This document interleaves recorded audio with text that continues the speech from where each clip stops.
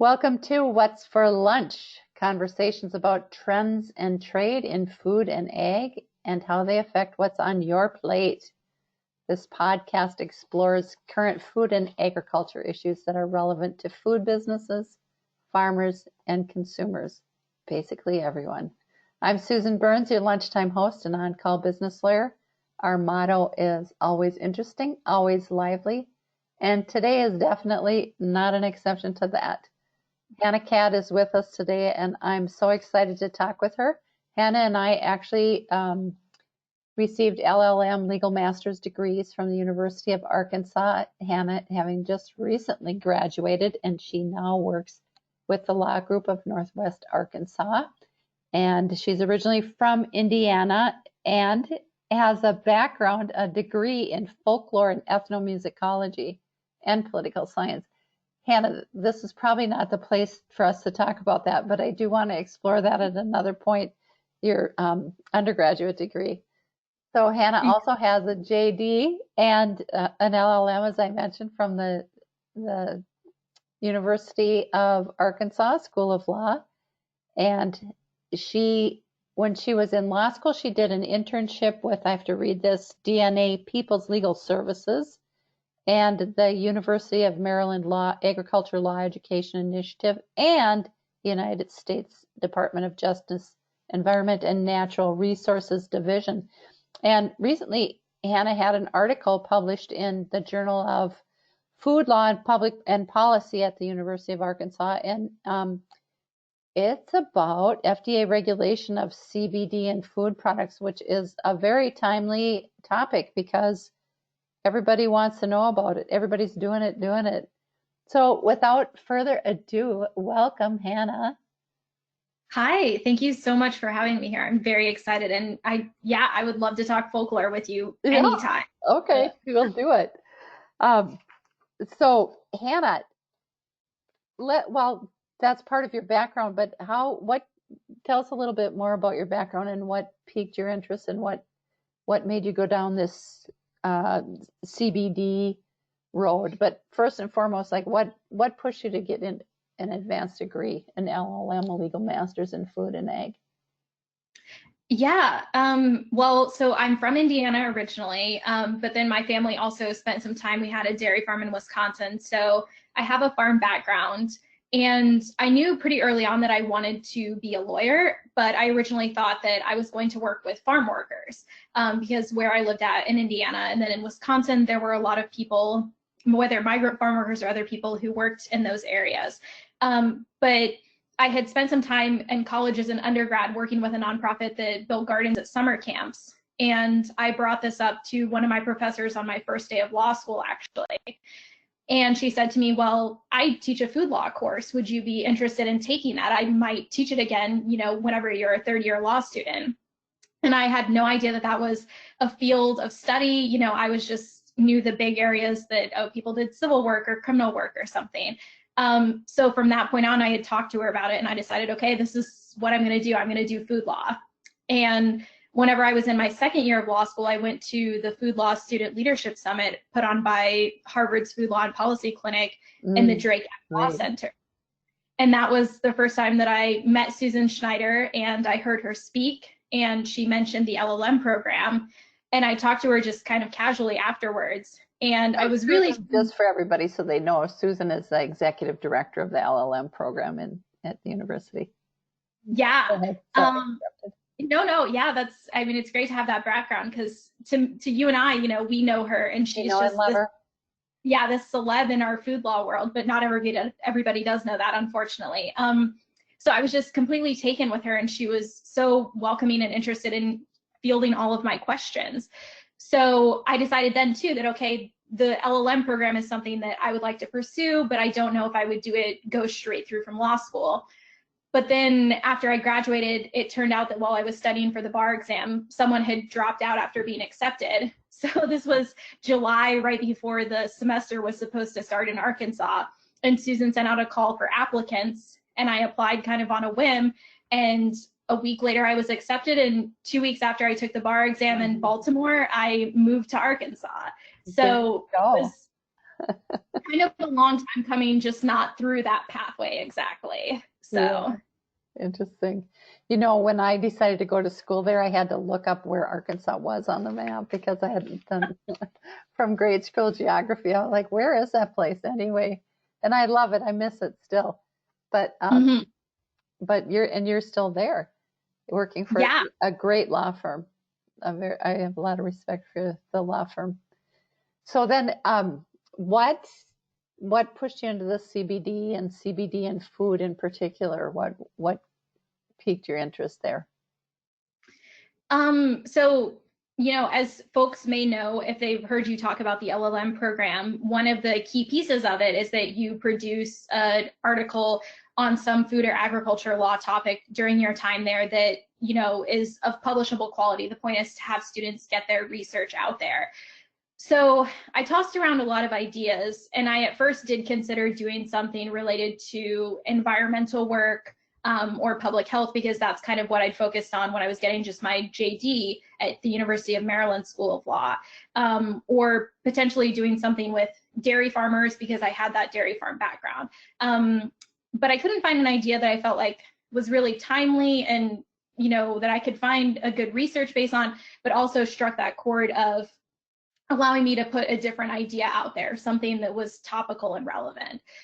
So I looked around me and I kind of noticed that a lot of people were having these conversations about CBD products, especially because with the new farm bill that was coming up, there were murmurs that, okay, this is going to be the farm bill. We're going to see hemp become a bigger deal, because there'd already been pilot programs put through in the 2014 farm bill. And in particular, one important piece of that was that Senator Mitch McConnell from Kentucky had been a big advocate for it. So having someone on that side of the aisle helped people have that idea that, okay, maybe this will actually happen because we can make it a bipartisan push.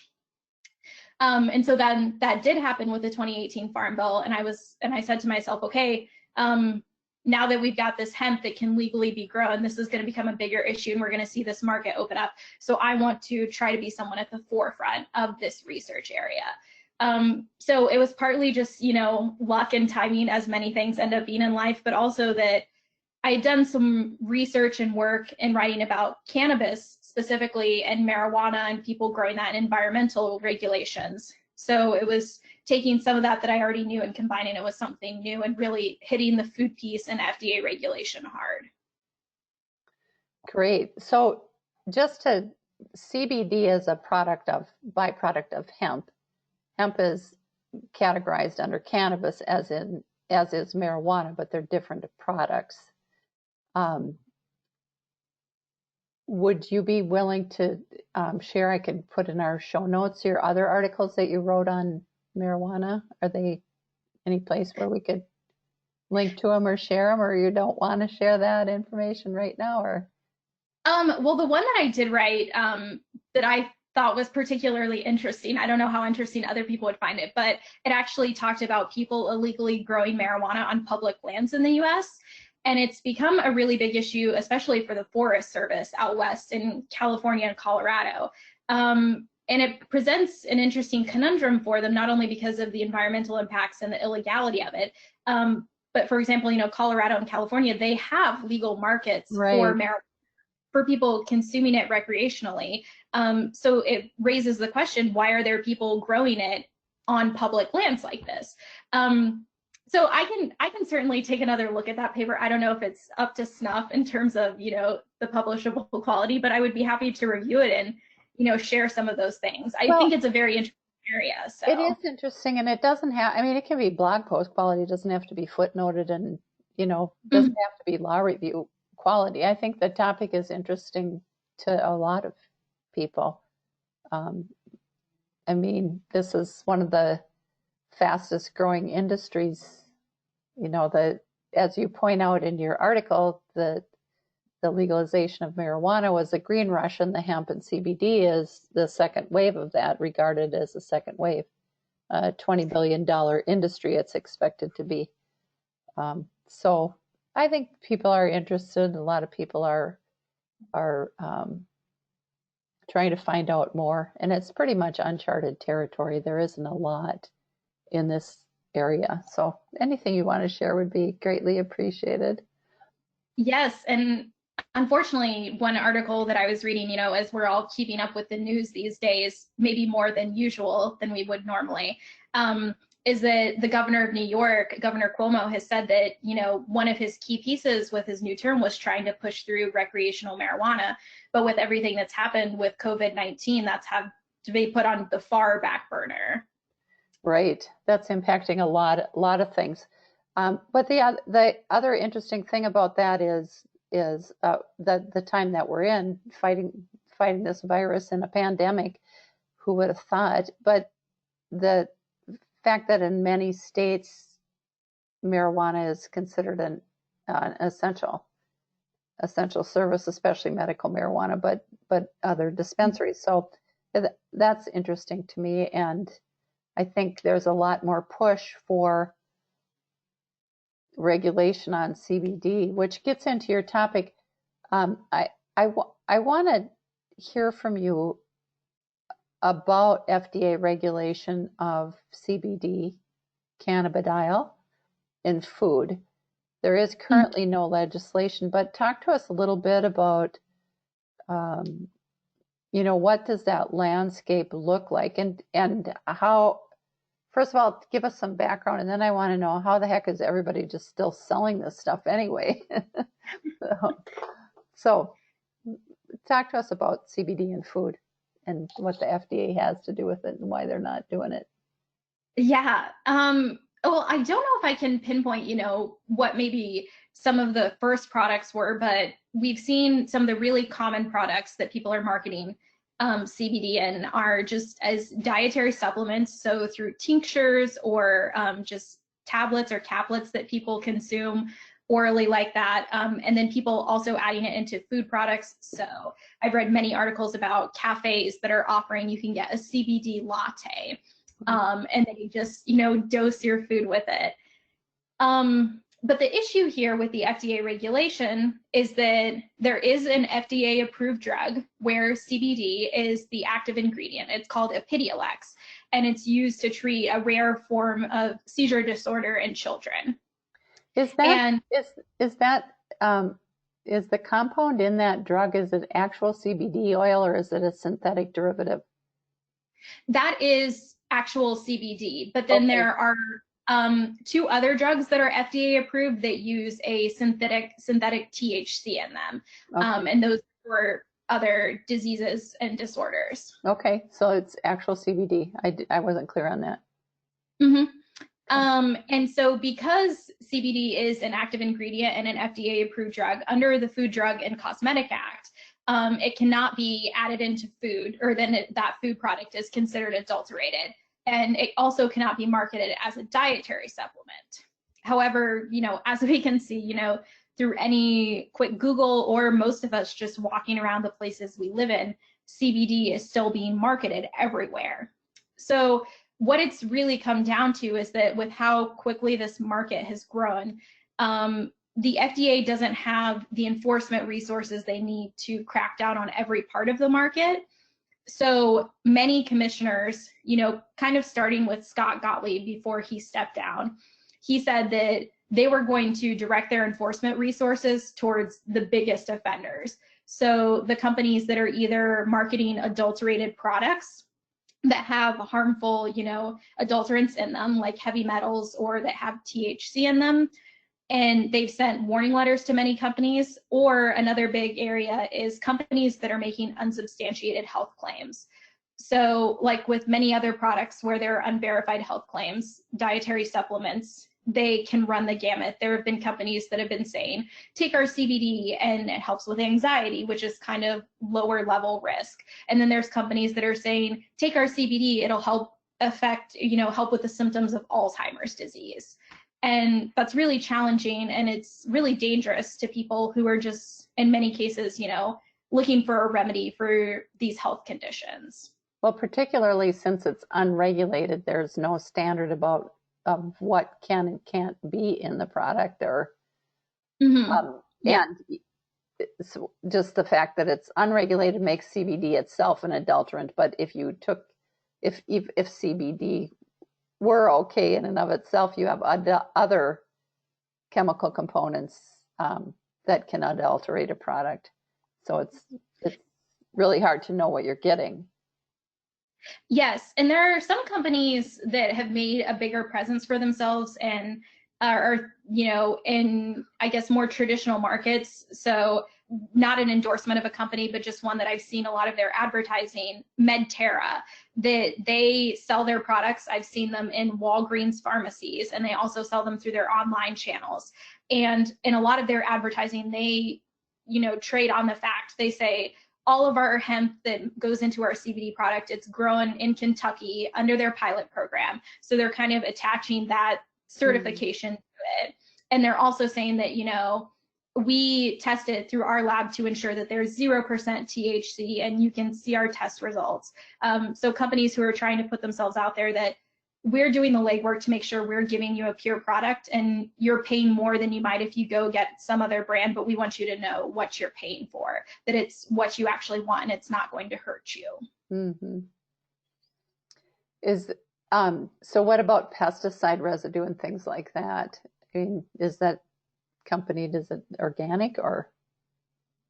I'm not sure Medterra specifically if they market theirs as organic, but there is actually one cooperative of farmers in Kentucky who have come together to market their organic hemp, under the usual cooperative model, that they want to grow organic hemp, but they understand that maybe they can't make enough on their own to find an adequate market from it and get a profit. So they're working together in that co-op structure. But that raises, one interesting issue of how this affects what's on our plate. Is we're already seeing organics being such a hot button issue, and then we go a little bit deeper into the layers of our food economy, and organics affect all these other areas. So maybe people do want organic CBD, or people will want, organic marijuana if it's available to them. Mm-hmm. Yeah, well, especially, I mean, things like that, when you're ingesting directly into the bloodstream, it doesn't have to go through any process. It seems like you'd have and I don't have a study on this, but it just logically seems like you would have a higher risk of adverse effects from contaminants like pesticides and, I mean, mold or anything else that can get on a plant. But it certainly seems to make the case for organic in my mind. Yes. Absolutely. And especially too, if people are already taking a CBD based product because they have some type of health condition or underlying health issue, they may not want to potentially put themselves at further risk. Mm-hmm. Yeah. So do you think the FDA will regulate this anytime soon? I think it's, about defining soon.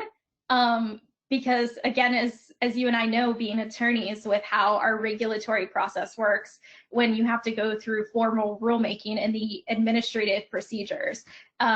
Luckily, this is another area where before Scott Gottlieb left the FDA, he was kind of all over the issue of CBD, and Stephen Hahn, the current FDA commissioner, has also made public statements about it.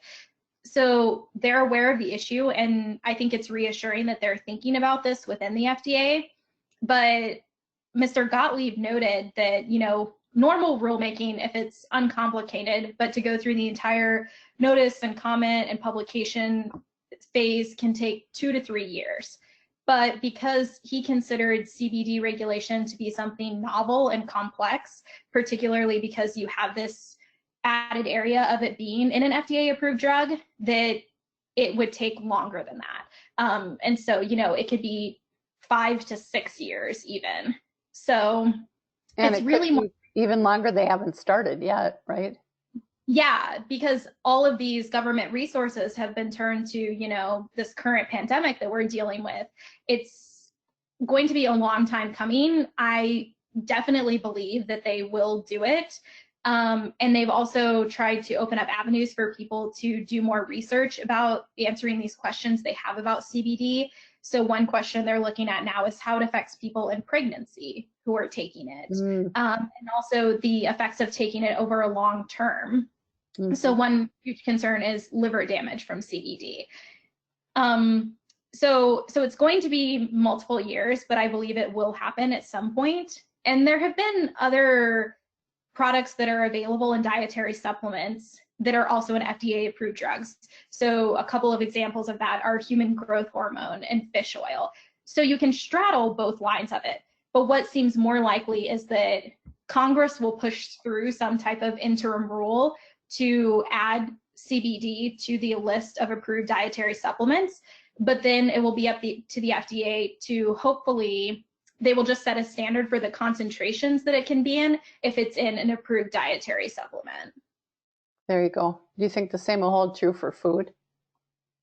Yes, hopefully, just so that they can have kind of one general standard, or also that either there's approved concentrations for food in those supplements, and then also if it's being marketed as a dietary supplement, something else we've seen with, for example, fish oil, is that the FDA has allowed certain health claims connected to that product. Mm-hmm. Mm-hmm. Okay.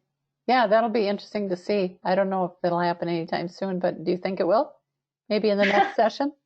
I mean, obviously nothing will be done because of the pandemic and election coming up. Yeah. But what do you think for 2021?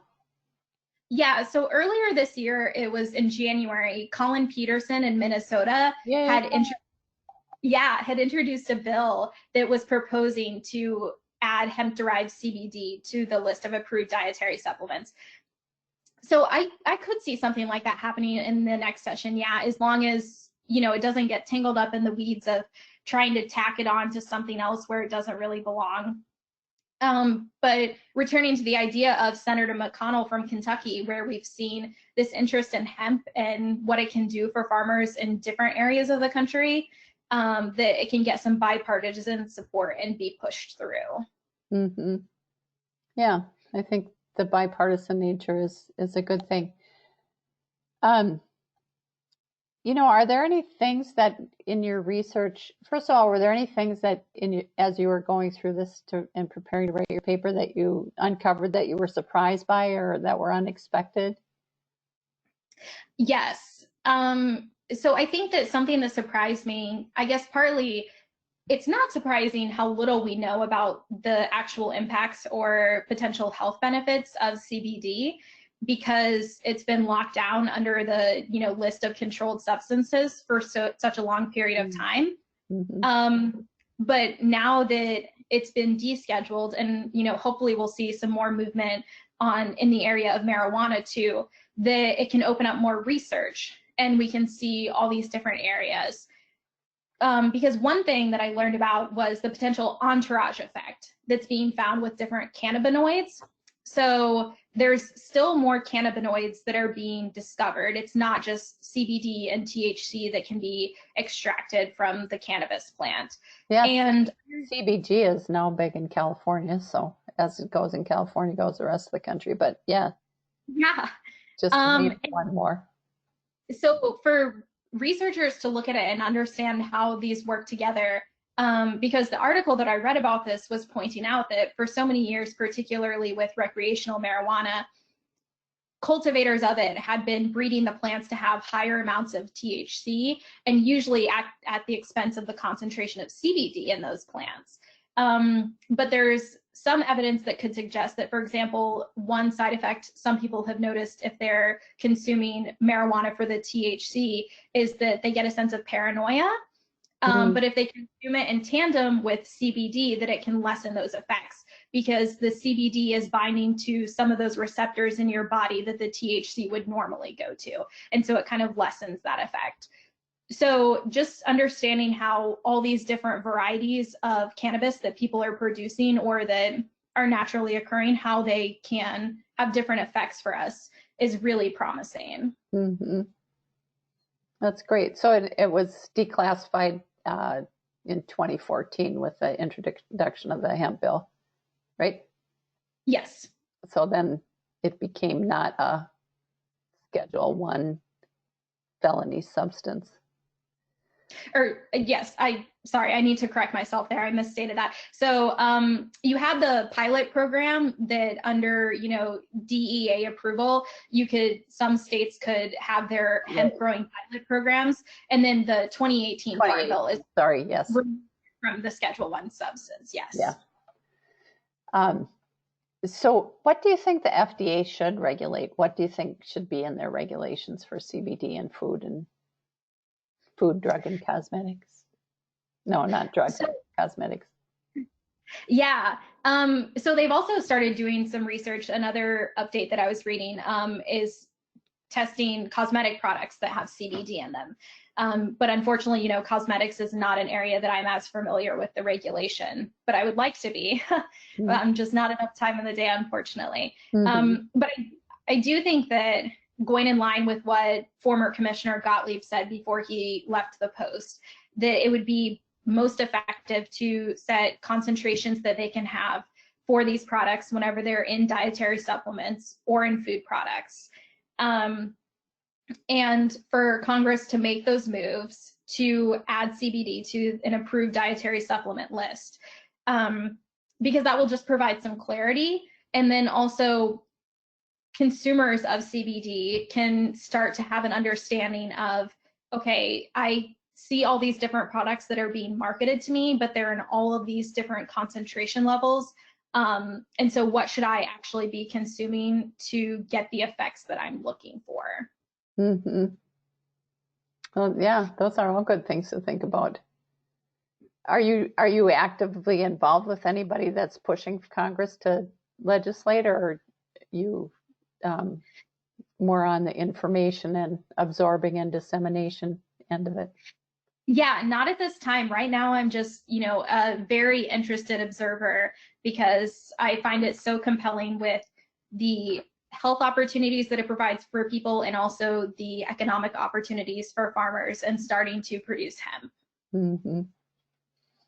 So, Hannah, overall, you know, how does this affect what's on people's plate? I think that hopefully as we see more clarity provided to this marketplace, it's going to offer people more options in terms of the products. So you're going to see especially more creativity or more development with these companies and their products. It's not going to be limited to just a few things such as those supplements or, you know, the topical rubs that have CBD in them for muscle pain. And also see CBD offered in different food products. And then also, you know, one of the things that I wrote about, but I haven't seen actually much updates on since the original news article came out, was that Martha Stewart had supposedly invested in a company that was marketing CBD for pets. So this is an area that it's not just about what's on our plate, but also, you know, what's on the plate of our beloved animals, because people are using it, for example, I have a friend who she said that she bought some CBD for her dog because he was having separation anxiety. So she was going to administer it to him. So hopefully, you know, we'll also get some research on how that affects animals because, you know, their bodies digest things differently than our human bodies do. Yeah, that would be great. I've actually heard from a lot of people that it helps pets. My dog was recently diagnosed with arthritis, and I've run into, I can't tell you how many people are like, you have to get some CBD oil, and which Yeah. I haven't, because I'm like everybody else. I don't know what to buy or where, and I'm sure I could research it, but anyway, it's just interesting. Yeah, but it would be great to know that because, you know, much like that, we want to do as much for them as we can. And one area of concern that the FDA has set warning letters about is marketing of CBD products for use in children. So that's definitely a dangerous area that, you know, I think is not necessarily the best idea. But if we could get that, so we've seen where this FDA approved drug can help children with this seizure disorder, but how can we help them in other ways? Because some consumers might feel better about it, that potentially it seems like a more natural product to them that they can give to their children then, but wouldn't have as many negative side effects as some other products. And then also returning to the organic issue. So that will continue to be an area of interest, I think, and also maybe if it can help expand the market for those organic farmers who are growing organic hemp. Yeah, good thoughts. You know, going back to what you said about the use of CBD for children, there's a case where I think he's about 10, a boy in Minnesota who can't take the drug, the FDA approved drug. It causes all kinds of bizarre side effects for him. Well, I don't know if they're bizarre, but adverse side effects. So the doctor prescribes CBD oil, which works and controls his seizures, but the school district says you can't send it to him, send it to school with him, even though it's doctor prescribed. So that's and I'm going to actually talk to his mother about the case, but that's an interesting because it should be allowed in schools.